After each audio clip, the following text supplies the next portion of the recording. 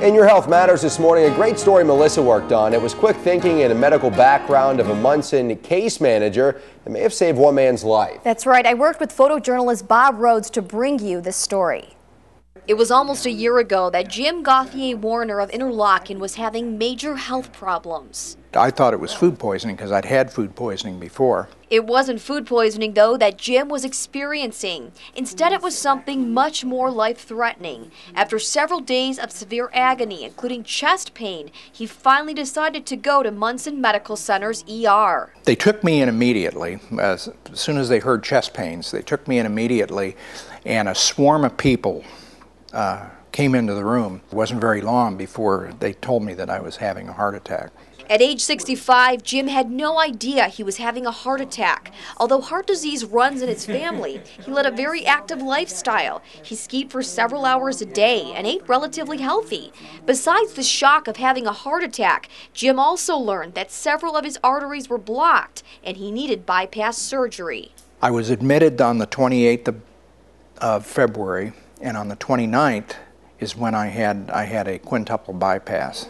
It would be a long road to recovery for Jim. Plus, heart patients are considered high priority. So his surgeon ordered home health care to help him gain back his strength. Take a deep breath. Carrie Koger, a registered nurse and case manager for Munson Home Care, was assigned to Jim on the first day he came home from the hospital.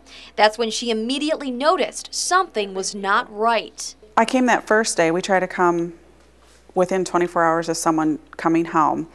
I came back the very next day because when I admitted him, he was having difficulties that seemed a little unusual. There were definite red flags that Carrie was picking up on, signs that Jim needed to get back to the hospital. His shortness of breath, he was clearing his throat a lot, he was coughing.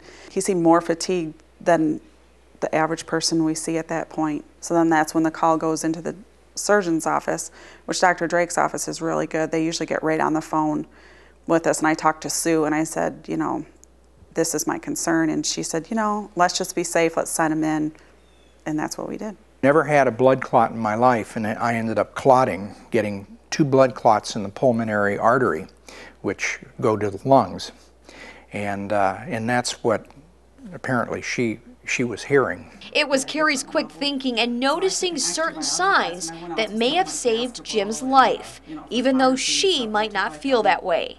I think that I was part of a process that helped Jim be where he is today. I don't know that I wouldn't say to anybody that I saved his life. I mean, I sent him to the ER, and then, you know, everybody did their jobs. I think that, you know, God puts you in the right place at the right time. I really do. I'm a firm believer in, you know, you're put in certain roles and certain positions. You just hope that, you know, you do the right thing. She's very good at what she does because she was able to pick up on something that could have been disastrous.